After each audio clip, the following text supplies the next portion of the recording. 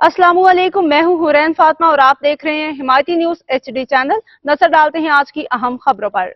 Town municipal corporation Ibrahim Hydari के ज़रिए तमाम सानहा जाफर एक्सप्रेस के शोहदा को खिराज अकीदत पेश करने के लिए इजहार यकजहती रैली।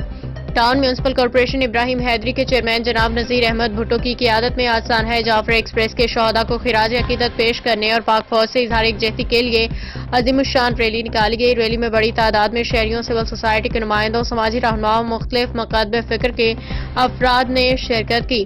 शुरा ने कौमी परचम थामे पाक फौज के हक में नारे बुलंद किए और दहशत गर्दी के खिलाफ यकजहती का इजहार किया। इस मौका पर चेयरमैन नज़ीर अहमद भुट्टो ने खिताब करते हुए कहा कि सानहा जाफर एक्सप्रेस एक कौमी सानहा है और हम अपने शोहदा की कुर्बानियों को कभी फरामोश नहीं करेंगे। उन्होंने मजीद कहा कि पाक फौज की कुर्बानियां हमारे मुल्क की सलामती की ज़ामिन हैं और पूरी कौम अपनी बहादुर अफवाज के साथ खड़ी है।